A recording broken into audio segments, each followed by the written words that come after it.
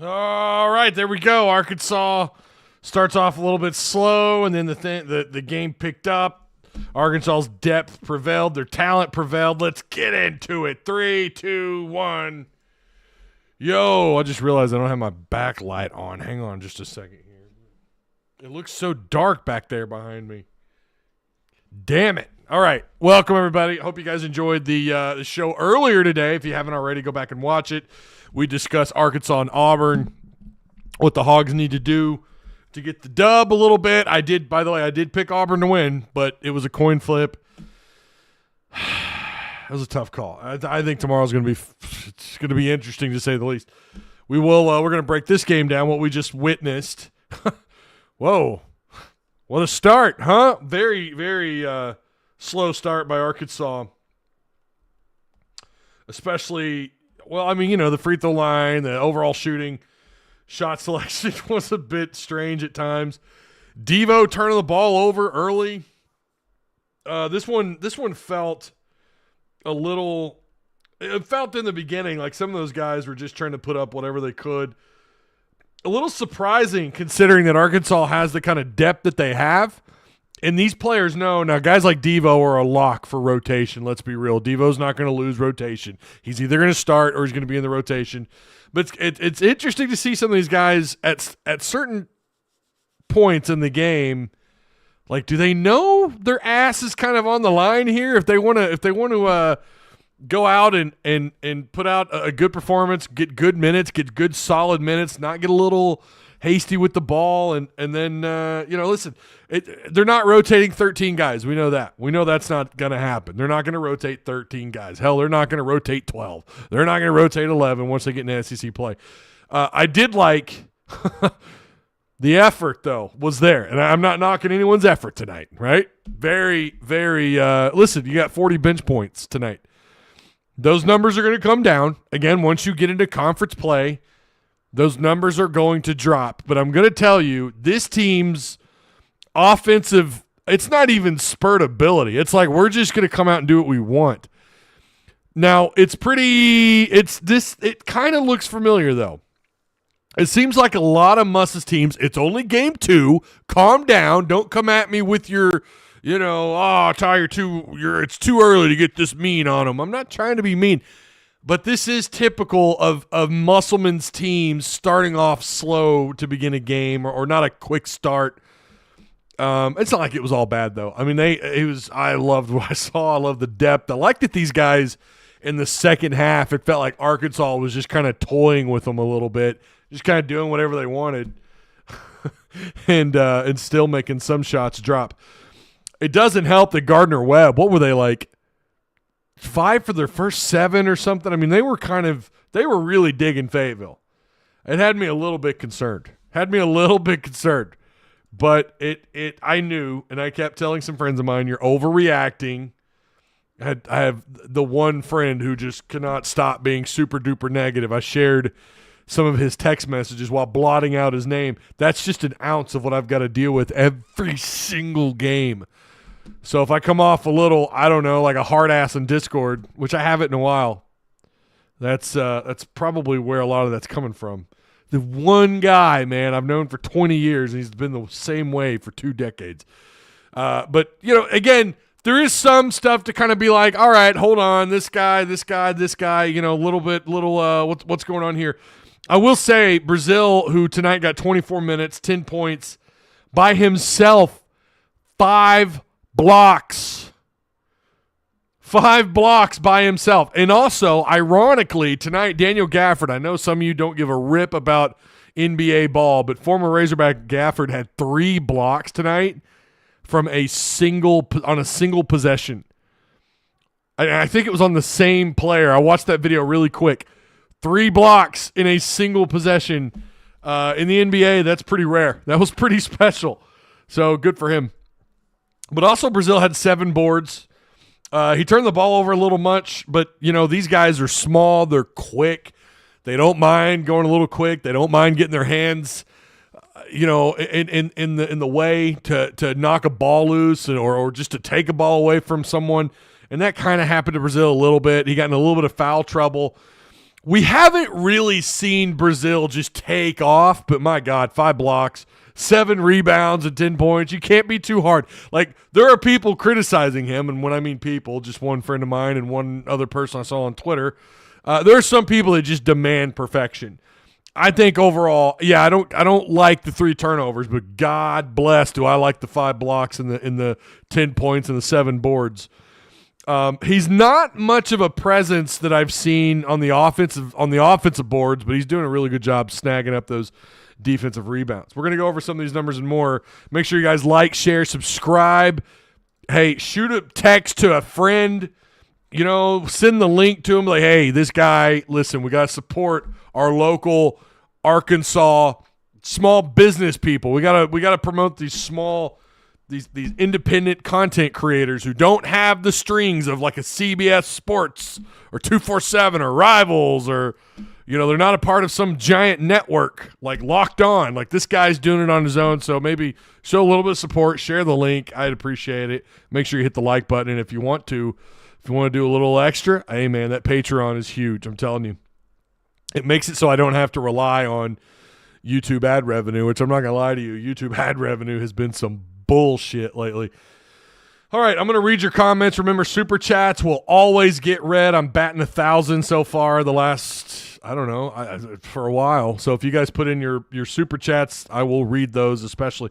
Idiots Ref, we're calling everything on Brazil. Bro, they had 15 fouls before, I think it was 8 or 9 minutes in or something. Now, a part of the game, I was on my way back from the Odd Soul picking up my pie. By the way, shout out to the Odd Soul Crap Bar and Pizzaria, located right down the street from me here on Emma Street, south side of Springdale. If you guys have never been, you need to go. They've got games on the tubes, great stuff on tap, great pies. Make sure you go check out the Odd Soul Crap Bar and Pizza. We're right here on the south side of town in Springdale, like I already said. So shout out to them. I was coming home listening to it on the radio, and I couldn't tell if Zimmerman, if normally Zimmerman will complain about some of the foul. I didn't hear him complain about any of it in the first however long that took me to get there and back. But it certainly sounded like they called every damn thing. I mean, it was insane. It was like everything was getting called. And Zimmerman, I heard him agree with 3 of the foul calls, so I guess they couldn't have been too bad. But the ones I saw when I got home looked a little tacky, if I do say so myself. Just slightly, just a little tacky. I appreciate the like and the shares, guys. You guys are awesome. Thank you. Thank you. Yeah, it wasn't a full game or a full game of bad. It wasn't all horrible. Why won't you share? There we go. There's a share. Sharing is caring. There you go. Just tap that link right there on the bottom of the screen. So yeah, I liked what I saw tonight. I did. I think overall it was mostly pretty. It was a good game. I mean, it wasn't great, wasn't perfect, wasn't flawless considering who they played. Right? Ty, sounds like I'm nice compared to your text buddy. Oh yeah, we call him D. I'm trying to get him on when we do call-in shows. I would love it if that guy called in. He won't. He never will. He wants to keep that conversation down between us in our little group chat. He is the most negative son of a bitch I've ever heard in my life. You cannot make that guy happy. I mean, if they're not playing perfect, it's horrible. All right, let's look at these side-by-sides here really quick. I thought, listen, on the offensive side of things for Gardner-Webb, they weren't horrible. Robinson kind of had his way underneath. Now, Robinson's a little bit smaller than Brazil. I kind of thought he kind of twist and turned Brazil a lot. He had 18 points, just 1 turnover, 7 rebounds, 2 offensive, 5 defensive, 6 of 16 overall, but he was 0 for 2 outside, but 6 of 8 at the free throw line. I hope that it looked at times a little too easy for these guys to score down in the paint. And the same with Samaro and Statistical. It seemed like anyone who wanted to score down low kind of felt like they could. And it looked to me like Brazil, I don't know what Muss is going to say about it. I haven't been – listen, 5 blocks is great, okay? But that's only one part of playing defense. I've seen him kind of get turned around a little bit. I'm not saying that he's a bad defensive player. I'm not saying that at all. He's not a liability, okay? He's not like he's nowhere near what Jalen Graham was a year ago defensively. And we know what he can do on offense. We know he's capable of just completely shifting the momentum in the arena. He's going to be really good on the road when he quietens some crowds down. We know he's capable of that. We know he can apparently stretch the floor. He once again knocked down another 3. He was 1 for 1 tonight. But it seems like at times he gets a little lost around the rim. I know we're not supposed to criticize Brazil. I know he's got to walk on water and turn water into wine and everything, but at times his defense, it has me wondering if he's really just kind of a one-way player and maybe a mediocre at best defensive player. 5 blocks is great. I know someone's going to come at me with the 5 blocks. I'm going to sit here and tell you that's phenomenal. I don't know who the last player was to have 5 blocks in a single game. That's incredible. But that's only one part of the game. Now, he alters shots. That's the one thing that won't show up. He does alter shots. And that's why I say so far I think his defense is at least, it's not bad. But also he looks sometimes like he gets a little lost down underneath the rim. And that's weird. For someone that size, I don't know. But listen, everything else about his game I love. He brings it. He just has that ability to flip those guys inside out, especially when he has the ball in his hands on offense. And he's capable of knocking a ball loose, and he's athletic and gets up and down that floor so well. I think some of it might be, and I hate to say the word rust because they have had exhibition games. They had the red-white.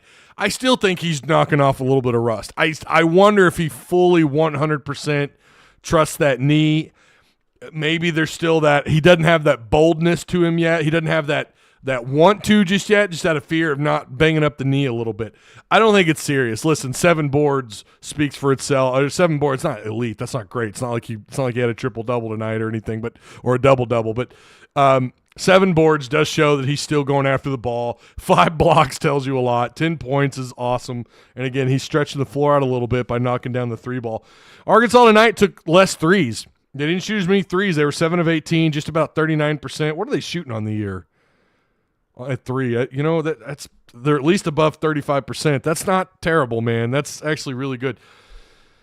Overall, again, Brazil, I thought offensively, again, he could shift everything on the offensive end of the floor. Lawson tonight was actually 1 for 1, and he was 2 for 2 with not a whole lot of minutes and had 5 points. What was his minutes tonight? Where is he on here? He ended up with 11 minutes. Okay, so not a horrible night for the guy, right? You had a lot of bench production tonight as well. Bayfall going in there and getting those aggressive rebounds. He had a steal. He had a couple of blocks of his own. How about 15 blocks to 0? Arkansas with 15 blocks. Are you serious? 15 blocks? Like, I know these guys are small. They're going to play small ball, but typically when you play small ball, you've got to be able to stretch the floor. You got to be able to knock down some floaters. You got to be able to knock down the outside looks, 15-footers and beyond. They really couldn't, and it was bad for them. 15 blocks to 0. That is insane. I can't tell you how freaking crazy that is. Now, Arkansas, I think in the first half, they only had 4 turnovers. I could be wrong. They ended up with 10. Again, that's not a great number, but you've got a +1 in the assist to turnover ratio. You have 11 assists to the 10 turnovers. I'm not super in love with the 10 turnovers, but man, you're going to take that, especially when you win 86-68. Overall shooting 50%. Again, 50%, dude. 30 of 60, 7 of 18 outside. Now, you guys know where I'm going to go with you know where I'm going to go next. And I'm going to continue to harp on this until we start seeing better numbers. 19 of 31 at the free throw line is atrocious, dude. That's 61% at home. If you shot that in Rupp Arena, I would still be upset. If you were on the road, when you're on the road to play any of these teams in the SEC, that is going to be a problem. Back-to-back games of free throw shooting not off to a good start. Guys, that's all mental. Now, yes, as someone pointed out in Discord, your bigs are going to miss a lot of shots. I hear you. I hear you. Brazil was 1 for 2 at the line. Ellis was 2 of 4. Mark shot 50%, 2 of 4. Denijay Harris 0 for 2. Fall 0 for 2. Mitchell 3 of 4. Pinion 1 of 2. Battle 8 of 10. That's really good, 80%. But Pinion 1 of 2. You got some guys shooting 50%. Now, yeah, it may only be 2 or 4 shots, but that's got to come up. That has got to come up. And I'm sorry, it's typically your big bigs that miss shots. There's plenty of forwards who shoot at least north of 68, 69%. Guys, tonight was not good at the free throw line. 61% at home is awful, especially against Gardner-Webb. I mean, come on, dude. Like, there's no stress in this game, at least in the second half. Now, they did do a little bit better down the stretch. Again, Battle is doing his thing, man. Battle looks so much like the best player on this roster. 21 points, 8 of 10, 3 of 4 outside, 5 of 9 overall shooting. Oh, by the way, 1 assist and 4 boards, 0 turnovers. Battle, I am really liking watching this dude play. Mark has his moments. I liked what they said tonight. Mid-range Mark, that dude can hit. He could shoot from just about anywhere. He was 6 of 12 tonight. He was 0 for 2 outside. Again, 50%. That guy does not need to be shooting 50% at the free throw line at any time. I can maybe understand 3 of 4, but you don't know. 50% out the window, bro. These guys tomorrow, before kickoff, because I'm assuming Muss might take them to the game or something. They might be on the sidelines tomorrow. Before and after that game, they need to be back inside the gym hitting free throws. 61%. I forgot what they did last game, but it wasn't very good. That has got to change. I'm sure they'll work on it. This was an issue last year, if you guys recall, and they got better, and slowly we kind of saw them climb up on the season average free throw shooting. We saw them climb up to like 67, 69, 70 at some point in the season. So we'll see that turn up. I like the 11 assists. Not super thrilled about the 10 turnovers, but it's not bad. That's not bad.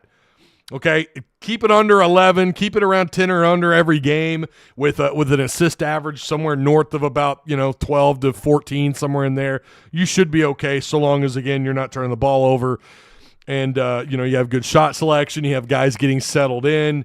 I'm loving what they're doing, though, man. Like, they could play anywhere on the floor. They can come big at you and knock the ball around. Or they could go smaller and steal it from underneath you. Now, they only had 4 steals tonight.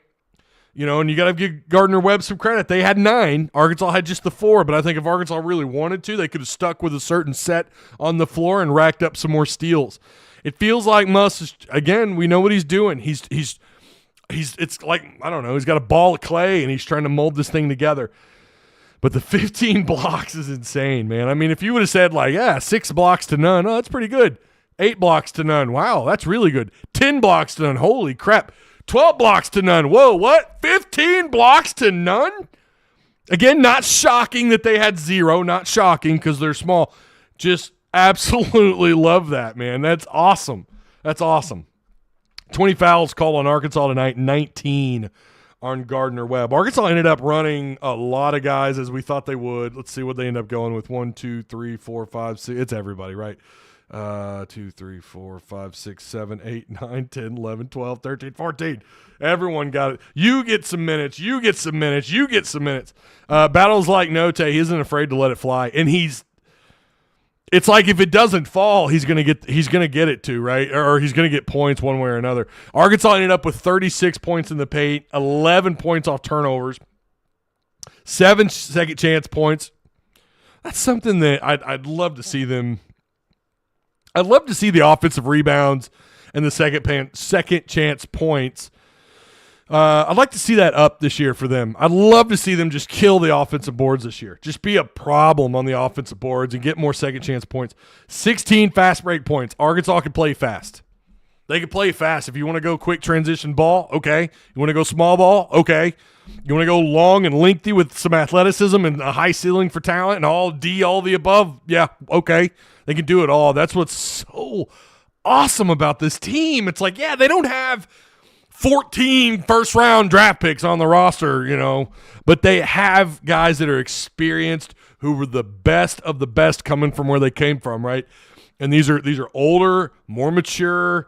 You know, it got a little chippy tonight, and they didn't mind that. By the way, that move by the kid that knocked into Pinion, man, I don't mind talking a little trash, but I don't like it when you do stuff like that. And Mitchell, who pushed that kid down, sticking up for his guy. I mean, I don't know, sticking up for his guy. Arkansas had 3 dunks tonight. It was tied 4 different times. Arkansas led 27 minutes. I'm sorry. It was my bad. Arkansas led for 27 minutes, and they tied for 2 minutes and 41 seconds total in this game. I mean, just a lot here to dig into, man. I again really liked what I saw, and it's easy to say that against a team like Gardner-Webb. The first 8 minutes, some people were kind of panicking a little bit. Like, I knew it. And then things settled in a little bit, and Arkansas just kind of took off with it. It was really good. The offense Musselman is using is the same. Yeah, it's the Milwaukee Bucks. It is. It's the Milwaukee Bucks offense. And, I mean, he's got the guys to run it. That's what's crazy, right? I mean, he's got the guys that can run it at this level. And you have to really appreciate what they're doing here. And there were a total of 7 lead chains, by the way. I was trying to look up. Arkansas with just 11 points off turnovers. You want to see that a little higher.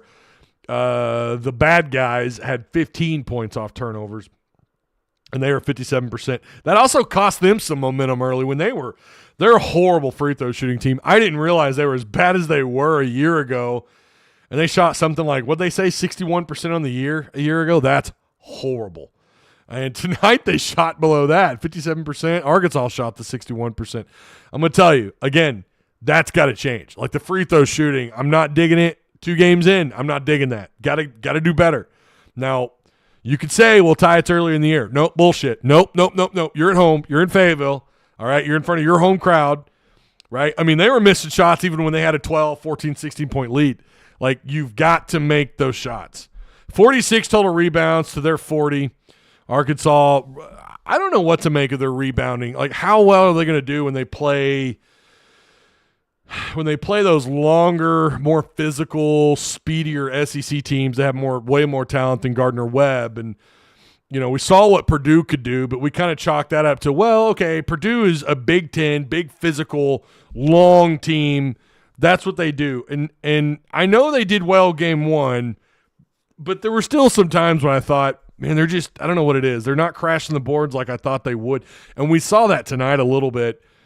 But again, you know, you got beat on the offensive boards. They had 11 to your 7, which is not unheard of.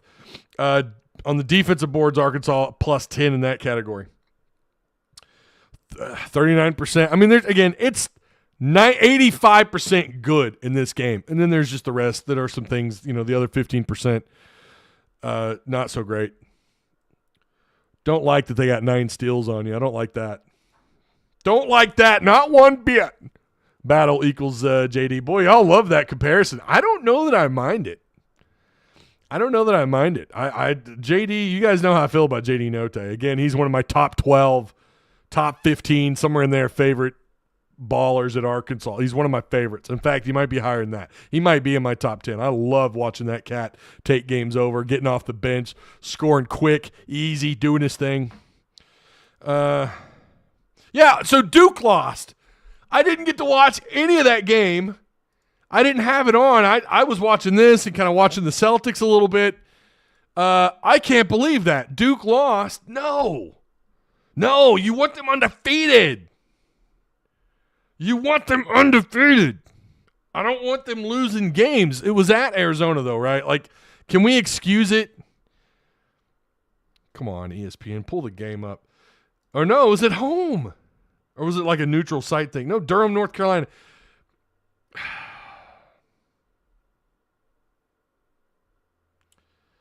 Man, I don't know. I don't know about that. 78-73. I mean, it's not like Arizona walked in there. Maybe Arizona's just that good. It is Arizona after all. I mean, you never know. But, man, I don't like that. Who does Duke have next? Oh, Michigan State. Damn. And then they get Bucknell, a couple of blah, blah, blah teams, and then they're on the road in Fayetteville. on the 29th. Oh, I don't know about that one, y'all. Devo is kind of like a box of chocolates. You never know what you're going to get. Devo is, when he's at his best, can be the best player on the floor. He can be the best player on the floor. And then when he's at his worst, he doesn't contribute much at all. Now, to be fair, he wasn't, what did he get minutes-wise? Where are you at, Devo? Why am I not seeing him on here? I mean, he got 22 minutes, so it's not like he didn't get anything. 2 of 8, 0 for 4 outside, just 4 points. He had 5 rebounds because he's always in the right place at the right time. He got a couple of assists. He didn't turn the ball over, actually. Okay, I thought he had at least 1 or 2. He did have a steal. No, he had a turnover. That can't be right. I heard Chuck call it on the radio. He had at least a turnover. He's a little sloppy, but when he's at his best, it's like you have to have him on the floor because what he does offensively or what he could do for you defensively, he could sometimes turn those into points or turn them into fast break moments for Arkansas. He could speed the game up. He could slow it down by his elite defense, his unbelievable perimeter D. By the way, Pinion tonight played a little bit of defense, and how about that two-handed flush? How about Pinion, baby? I loved it. I loved the flush. I loved it. It's good stuff, man. Oh, wow. I gotta love that. I'm listen, deep. It doesn't. I mean, they're gonna be good. They're gonna be good. I also loved that they faced a little bit of adversity early on. I said that in Discord. You got to face a little bit. I want to see them bounce back because we all knew they would, and they did. They did. They looked. I thought they did a good job. They fought their way back into it, and ended up playing the kind of game you expect them to have. Mizzou is losing. Okay, let me pull that game up.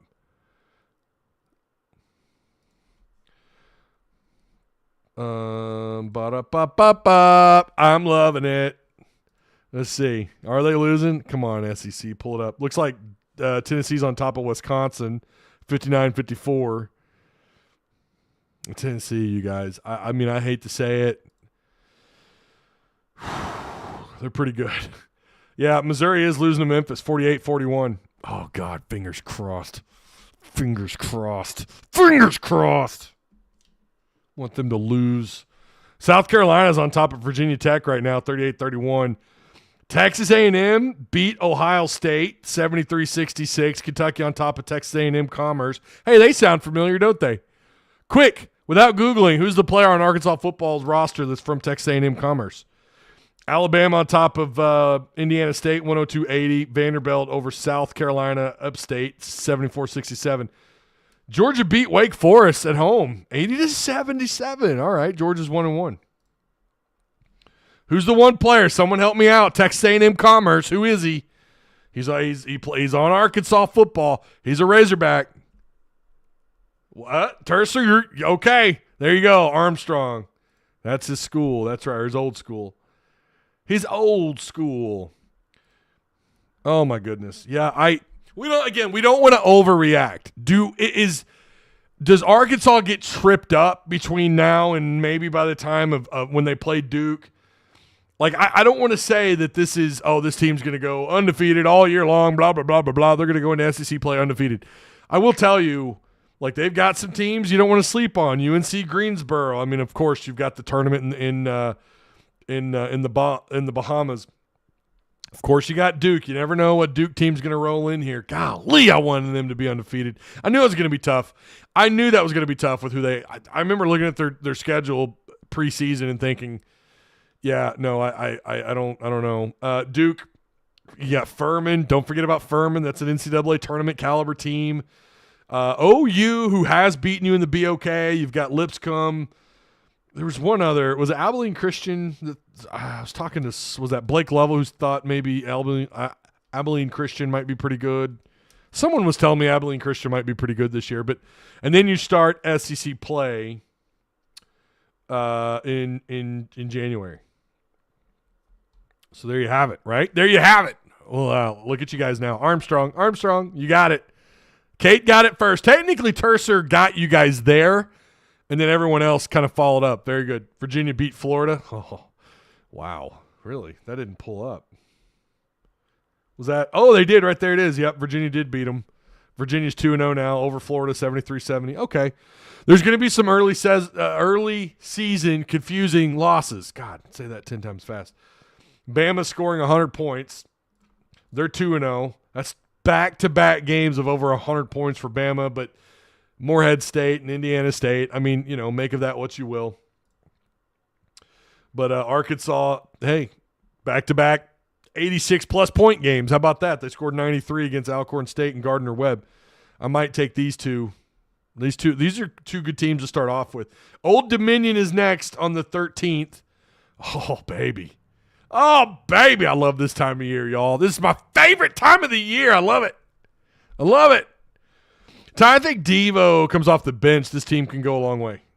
Oh, okay, so you're saying, okay. Yeah, Devo coming off the bench. I don't mind him doing that. I don't mind Devo coming off the bench. You could start him or you could bench him. I really don't.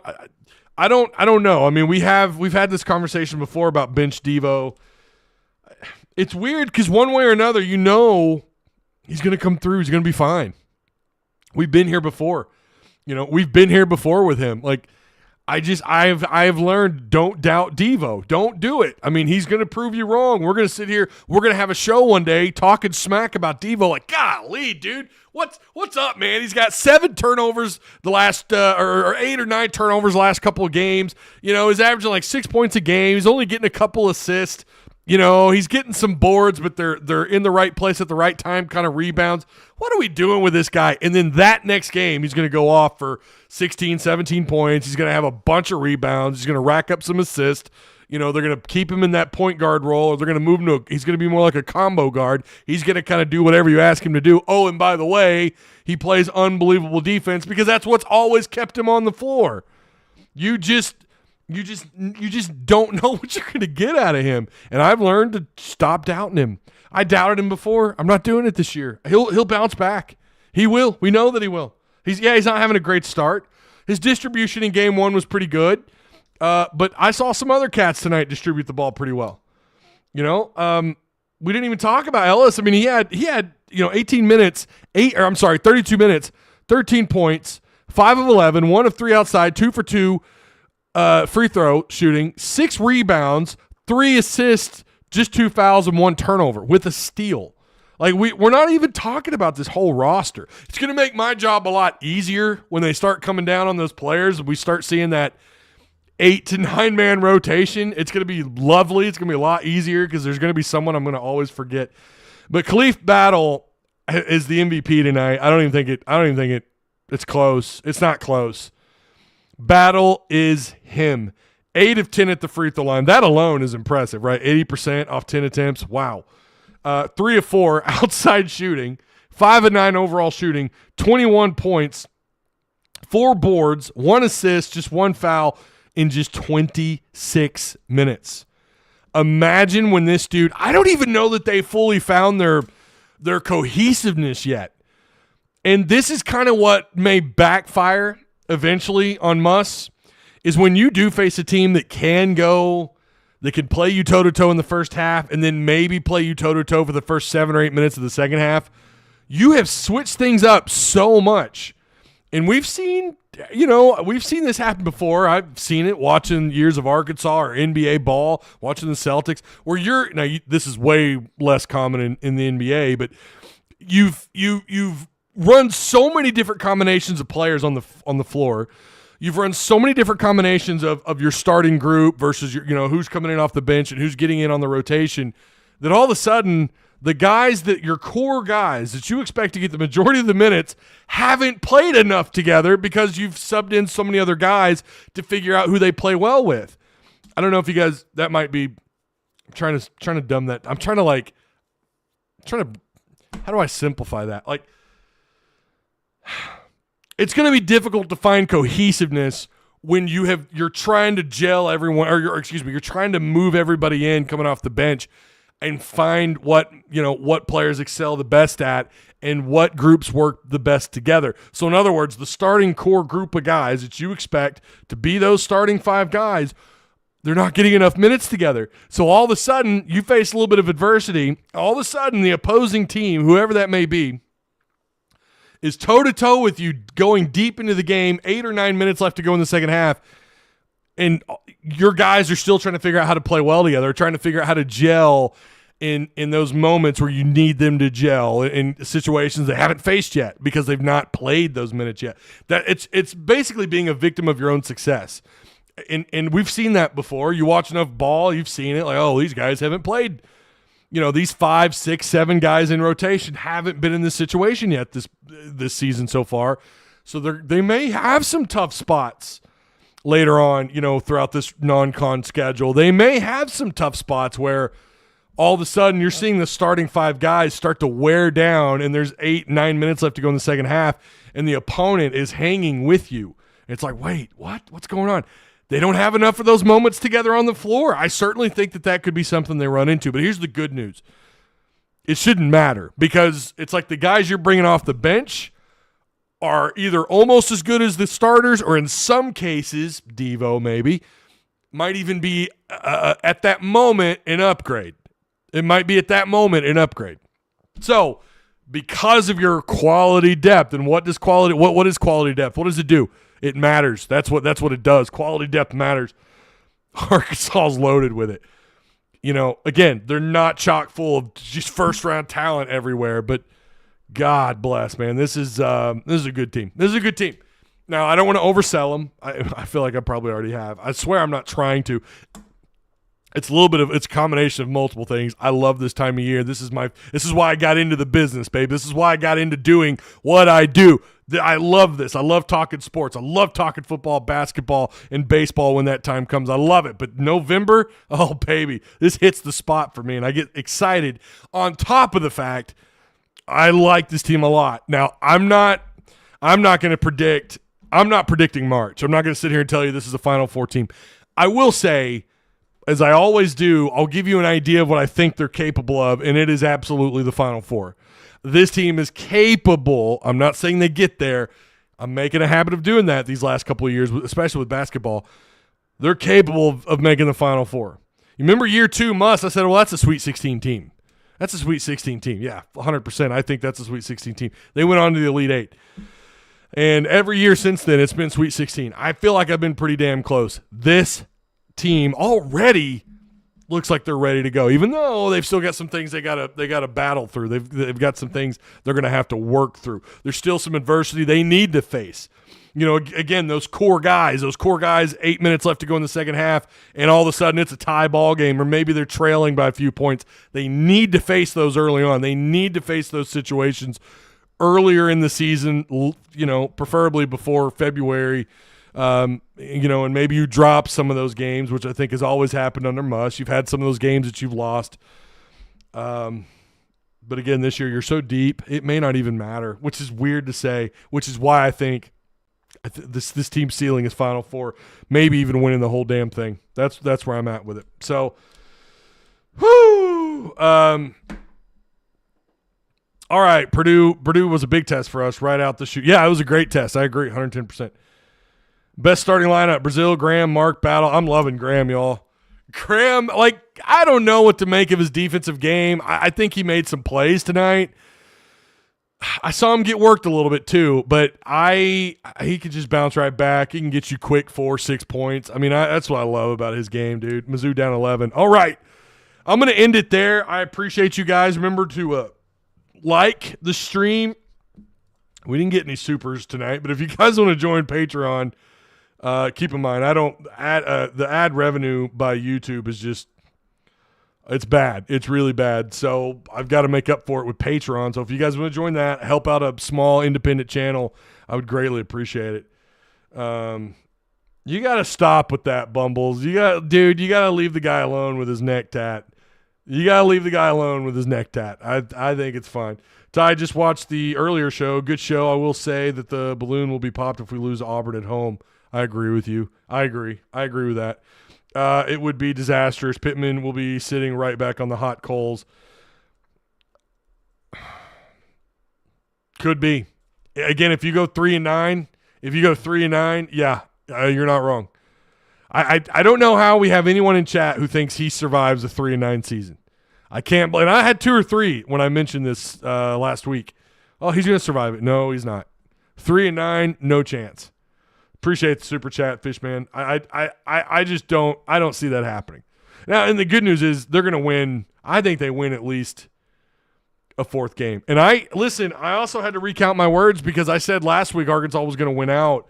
I shouldn't have opened up my mouth. No, I said went out until the Mizzou game. I shouldn't have opened up my mouth because I hadn't taken in when I took a better look at Auburn, when I really watched a little bit more of Auburn, when I really took a look at the numbers, the more I looked at them, the more I watched, whether it was highlights, whether it was reruns. I caught a couple like quarters. It's not like I watched full games, but they just look like there's a decent product on the field.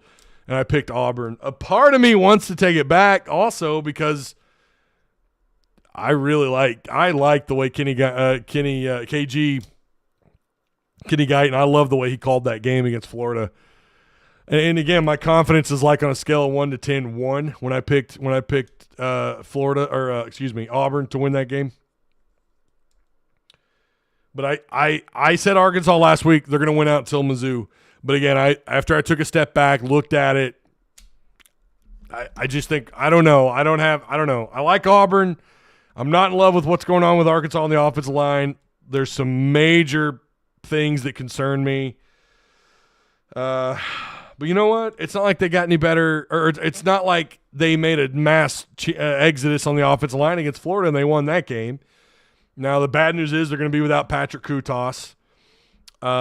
So we'll see what happens there. Kutas, he struggled at times too. So I don't know. Again, this was a hard one to pick. This got hard. And I know Sundays when I rewatched Arkansas, Florida. And then I went and I watched some Mizzou highlights. I listened to some Mizzou podcast. I was reading Auburn. My bad. I've got Mizzou on the brain too. Let me tell you something. But Auburn, I was watching these videos, watching what content I could find and content, independent content creators, other SEC channels. And the more you read and watch, it's like, oh, damn. Okay, Auburn's further ahead than I thought they were. But again, I could be wrong. It's a low confidence pick. It was a coin flip. Even if I was leaning to Auburn a little bit, it was a coin flip. I mean, I literally flipped a coin before making my prediction on the live show. I mean, I flipped a coin. I'm not even going to hide it. I flipped a damn coin. I probably should have recorded it and showed y'all. Like that was my pick. I have no confidence in it. Anything could happen. The question is, will just a win over FIU be enough? I mean, it's weird how that works out, right? Because you look at it on paper and it's like 4 wins with that win on the road in Florida against the Florida team who probably doesn't make a bowl. I don't know. Going to come down to beating Mizzou for a bowl bid. I hope you're right. Because then that makes that game so much more interesting. Not just because it's going for a bowl game, but it's like you have a shot at beating Mizzou, who they have it on their minds. They're going to come into Fayetteville and beat you. It makes it that much sweeter. And it'll feel like everything's right in the universe again when you do beat – if you do beat Mizzou and Fayetteville at the end of the year, it's like, everything's right, And hopefully do the same thing in basketball. You just beat the shit out of them. So, I don't know. Tomorrow is a lot of good games, man. It's a good weekend. Confidence level a 1, but I did pick Auburn. It's going to be a fun game. I hope it's a fun game. I mean, it'll make the post-game show that much better. All right, I'm gonna get off here now. I'm gonna pour me a glass of whiskey, light up a cigar, and enjoy the rest of my evening. And yeah, so I will see you guys tomorrow in the post-game show. You guys enjoy the game, enjoy the rest of your Friday night. Let's hope I'm wrong. Let's hope that I'm wrong. Let's hope that Bumbles, Bounce, and myself are wrong picking Auburn. I hope they prove me wrong. I'll be excited if they do. All right, Razorback fans, I'll see you tomorrow.